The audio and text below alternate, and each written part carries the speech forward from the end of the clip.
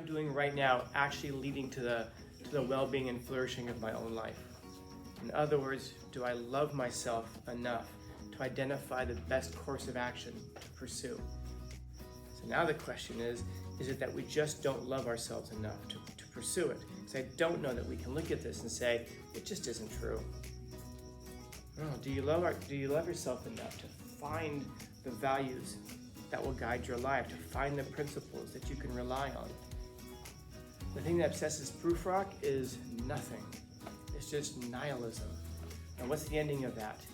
Walking alone. Not necessarily, by the way, even just physically alone, which he is at the end of the poem. But it's also to be spiritually alone, to be psychologically alone, to be emotionally alone. You can be in a room full of people and still feel alone. You can be by yourself and not feel alone. Those are going to largely be choices of the kinds of things that we pursue, the things that we find valuable. And that's why it's important for us to figure out what we find valuable. But you can't love humanity while at the same time saying, here's how we're going to replace it. You don't sit there and say, I love my husband, I love my wife, and here's how I'm going to replace them. You don't say, I love my children, here's how I'm going to replace them. You know, I love my family, but here's how I'm going to make it obsolete and get rid of it and find something better. Because you realize that there is nothing better. That's why it's important to search the values, because you realize there's nothing better than love and grace and charity and mercy, kindness. And you can't love humanity. You can't love the world. You can't even experience love, which is the highest version of humanity. It's the highest expression of humanity, to love one another. And if you can't love yourself, you can't do that. If you can't do that, the whole project falls apart. And I wonder if any of us can look at the world right now and say, you know what the problem is that we just seek and desire the well-being and flourishing of ourselves and other people too much. No. The problem is we have too many people wandering around saying, I have judged humanity and I have found it wanting. Humans suck. Humans are terrible. Boy, let's just pray for an asteroid to wipe us out.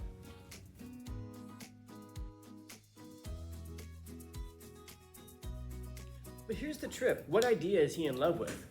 Yeah, it's not even the girl.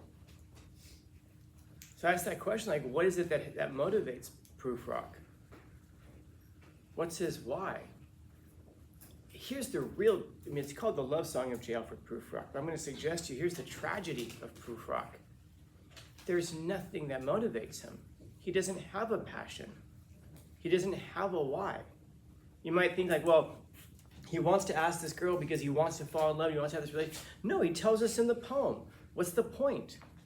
What's the point in falling in love if it's going to lead to just arguments before bedtime and fighting, even at the end of even if it works out, and even if we get married? Why? Why bother?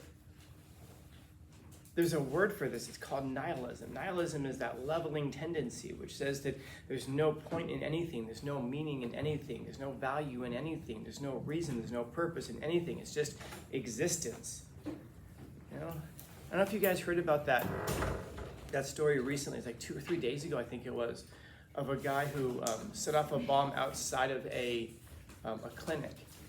It was I think it was a surrogacy center, if I'm not mistaken. And he blew it up, and he claimed that he was anti-life, and he wrote a manifesto. And I was looking at, just kind of perusing it, because you can't get too much into ideas like that because they don't make. I mean, they can make you dumber. It's a huge waste of time. But when you want to see why people do things, we should examine it. And his thing was that he was anti-life, meaning that he thought that life was terrible, that all of us are born without our consent, and that we never should have been brought into existence in the first place. He thought that life, particularly human life, was just wrought with nothing except for torture and pain, and that we never should have been brought into existence in the first place, and the only ethical thing to do was for all human life anyway to die.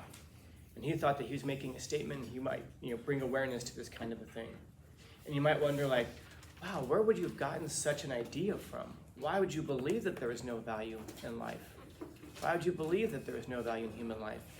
And I would suggest to you that you didn't have to go any further than, in a lot of cases, a public school. You know, what is it that we talk about in these public schools? We talk about life and meaning and purpose, such that when we actually encounter that sort of an idea, we have such trouble articulating it, explaining why things matter. What matters? I don't know. What about, like, I don't know, family? Yeah, family matters. Why? I don't know, it just does. Well, does honesty matter? Does meaning matter? Yeah, it's too much thinking. Because the idea of articulating our values is so foreign to us that we can't even conceptualize it. How about this? It's like it's an annoyance in a lot of cases for us to even do that. We just don't even want to do that. And so where does that lead to? Well, it leads to something like this. Well, obviously, this guy was out there on the extreme, but he wasn't so far out there that you can't see the connection between those ideas. That's why I want to ask this question about what Prufrock is obsessed with. That's the problem. He's not really obsessed with anything except for inadequacy. It's more like a statement about him as a representative of all of humanity, that we feel inadequate. Inadequate for what? Inadequate for ruling our planet, inadequate for ruling our resources, inadequate for our environment, inadequate in terms of being in relationships, inadequate for achieving our own purposes, our own goals, if we have such things, inadequate for even identifying a meaning.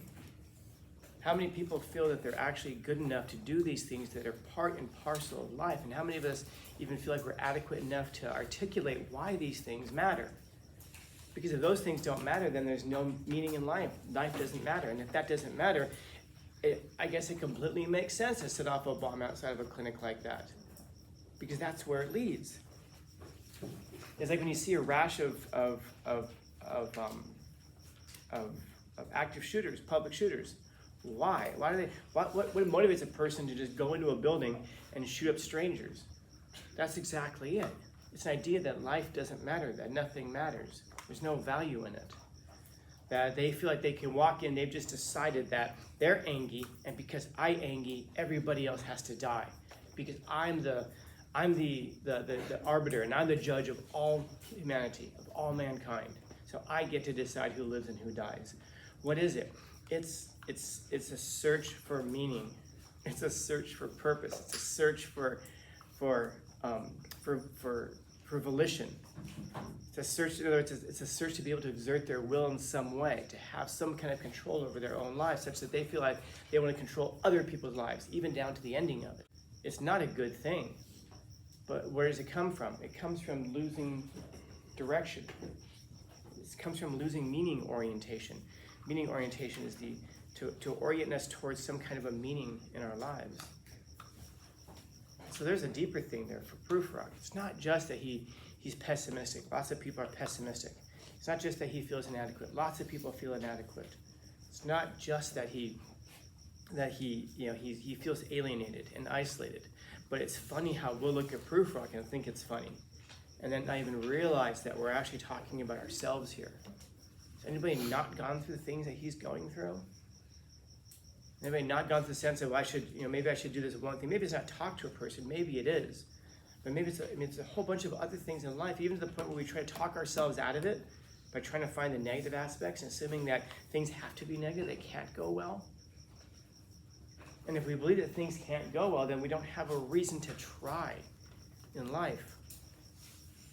And that's why it's so important, as I was talking last time, about being able to orient ourselves and have some kind of values.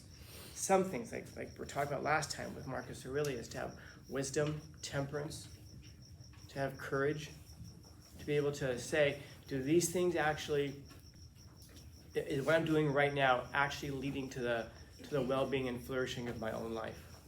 In other words, do I love myself enough to identify the best course of action to pursue? And if we're not thinking about it in this way, there's one of two possibilities. Either it's just never been brought to our attention before, and so we can't possibly think about it. But it has been. If you've been in this class, it has been. So now the question is it that we just don't love ourselves enough to pursue it? Because I don't know that we can look at this and say, it just isn't true. No, do you love yourself enough to find the values that will guide your life, to find the principles that you can rely on.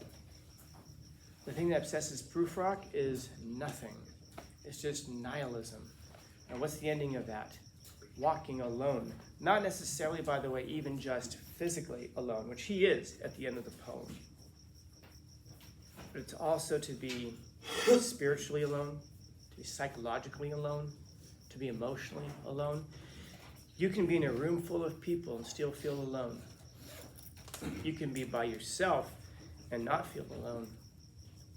Those are going to largely be choices of the kinds of things that we pursue, the things that we find valuable. And that's why it's important for us to figure out what we find valuable. Here's the trip. What are some things, and I've been talking for beer, but what are some things that we find valuable? What are some things that are valuable to us? What matters? This is a problem. What? I don't know. Just stuff. You know? Does love matter? Does kindness matter? By the way, I'm asking a question because some people say, no, love doesn't matter. Kindness doesn't matter. I think what you're going to find, even if I ask that question, why is it that family matters? What is it about family that matters? Figure out these things. Why? Because I think what you're going to find is that you're going to find yourself torn in these directions. Family, is it about feelings? Yeah, of course there's a sentimental feeling, but what is the feeling that motivates you? I don't know if anybody in here, and you can think about this on your own. I don't think I'm going to get hands up, but does something like justice matter to you? Does something like kindness matter? Does something like love matter? Does some kind of an abstract idea about doing the right thing matter? If any of these things matter, you're going to realize it's not just an idea. It's not just a thought. It's also going to be a feeling. Why on earth would you want justice? Why on earth would that matter to anybody? It's driven by a feeling, by an emotion, a desire to see the right thing done. Even if we can't explain why. These things about family. Why? Because family represents things. It isn't even necessarily those people. You know it's not those people. Because if it wasn't you, it could be anybody. Meaning that when you look and you say, family matters to me. Well, it's not those people. Why? Because I have a different family. And those feelings don't extend to my family, only to yours. Why? Because it's what those things represent specifically to you. So it isn't the people, it's the concept of family. And what goes along with the concept of family? Loyalty, people supporting each other, so loyalty, support, love. All of these things you're going to find, and I think what you're going to find is that the most important things in life are about feelings. It's the emotional parts of us that are so important. And that's why, if you guys ever hear me railing so much about like AI and computers taking over and doing all this stuff for us, because there's nothing human in that. There is no, who's AI's family? Do you think AI wants justice or kindness or love or mercy? AI doesn't care about any of that stuff. It's the purely one-sided part of humanity. And the people who are designing it and pushing us towards that direction, don't you find that they all kind of fit a mold? Of people sitting on a stage, kind of talking like this, and we have to move humanity forward with progress. Where's your emotional side? They don't have it. Do you think they care about the stuff over here? They can give intellectual assent to it. But you can't love humanity while at the same time saying, here's how we're going to replace it. You don't sit there and say, I love my husband, I love my wife, and here's how I'm going to replace them. You don't say, I love my children, here's how I'm going to replace them. I love my family, but here's how I'm going to make it obsolete and get rid of it and find something better. Because you realize that there is nothing better. That's why it's important to search the values, because you realize there's nothing better than love and grace and charity and mercy, kindness. And if you don't see that, then understand that you are at that juxtapose. But those are the two directions of humanity at the moment. And it's so interesting that the very subjects that deal with these things are called, as an umbrella, the humanities. art, poetry, literature, music, dance. All of these things are called the humanities. And then you've got the sciences. So which of these things should we be? Thoughts or feelings? And the answer, according to Nietzsche, is yes. And that's not new to us. I've been saying that all year. But this is my last chance to tell you that. You're both of these things. Should you be a thinking thing or should you be a feeling thing? Yes. So I'll suggest to you is that without feeling, you don't have those other things like desires for justice and grace and love and mercy. I was telling this story, I don't remember if it was you guys, so I'll be quick about it, but when I was doing my PhD, I had to do a class in neuropsychology. And we looked at a case study of a guy who developed a fever, and part of his brain got fried. The limbic part of his brain got fried, meaning that that's the part of your brain that controls emotions, like love, the passion, so forth. But he survives it.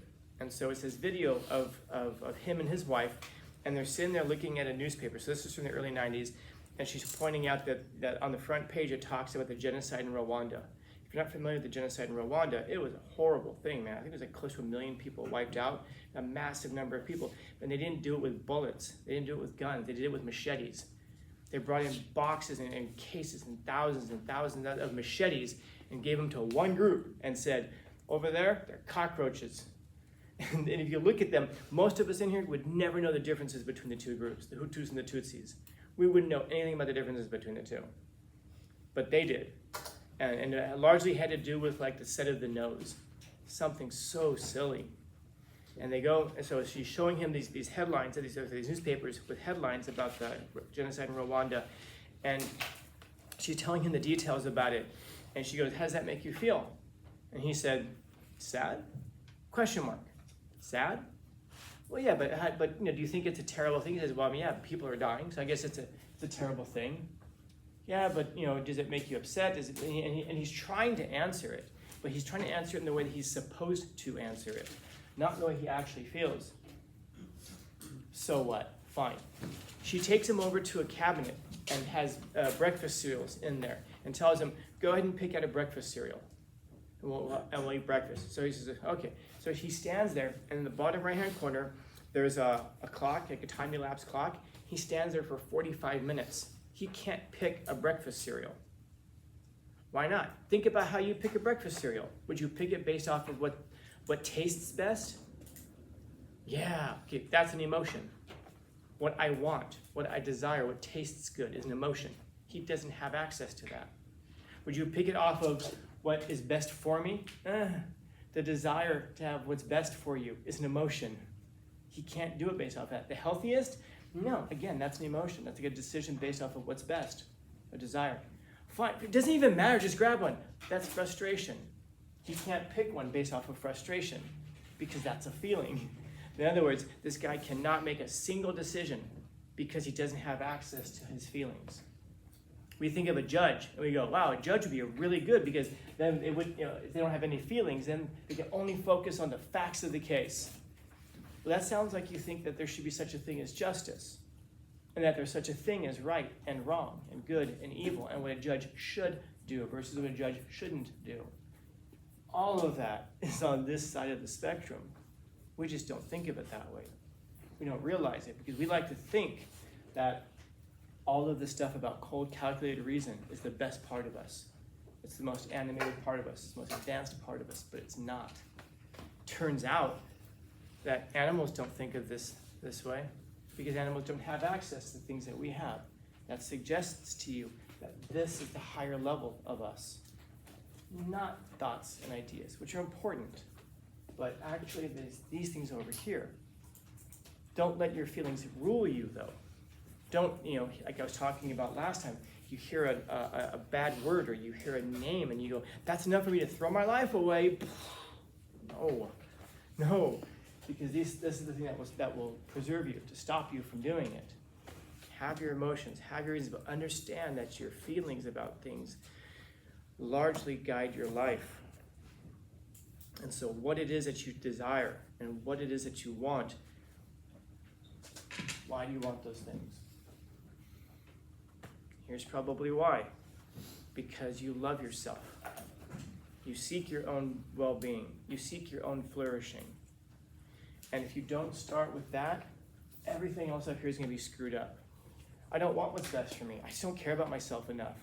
So my feelings will be out of whack. My feelings are out of whack. My thinking is out of whack. Everything falls apart unless you seek and desire your own well-being and flourishing. You have to love yourself, not just because, it's an Instagram meme, but because it's true. And you can't love humanity. You can't love the world. You can't even experience love, which is the highest version of humanity. It's the highest expression of humanity, to love one another. And if you can't love yourself, you can't do that. If you can't do that, the whole project falls apart. And I wonder if any of us can look at the world right now and say, what the problem is that we just seek and desire the well-being and flourishing of ourselves and other people too much. No. Problem is we have too many people wandering around saying, I have judged humanity and I have found it wanting. Humans suck. Humans are terrible. Boy, let's just pray for an asteroid to wipe us out. Ooh, that was tough, man. Beware of those people who come to you like that. That's such an intense tragedy. And I won't even call it tragedy. It's such an incredible evil that's perpetrated upon us. And so I asked that question at the beginning, how far would a person have to look to come up with a philosophy that would justify blowing up a place like that and hoping that all life would cease to exist? And I don't think we have to look much further than our own schools. Because I wonder how many times we've actually ever been introduced to the ideas of having meaning and purpose and love and kindness outside of just cliches. We have people who will wear t-shirts that say, we have to love each other. But there's no explanation in the back of the shirt why. There's no understanding of why. And if there's no understanding of why, then we're not going to do it, especially when things get difficult. Everything has a meaning. Everything has a purpose. Everything has a backstory. Get rid of that word just, because nothing is just anything. Everything means something. So, what a man who thinks like this. That separation, that dichotomy between thinking and feeling has disappeared. Intellect and passion are the same thing. He's passionate about his ideas, and he's thinking about his passions. Disappeared. His feelings, his thoughts, he can fall in love with an idea. An idea can make him ill. And I wonder if there are any ideas in your minds that can just, if you've ever fallen in love before, like intense love with a person, and you've also fallen in love with an idea, and you can see that you can experience the same thing through both of those. It's an intense idea, man. It's an intense idea. But I've got more of it, man. We're out of time. So I'll ask you one more time. Questions? Comments? Concerns? Complaints? Criticisms? Critiques? Happy Thursday.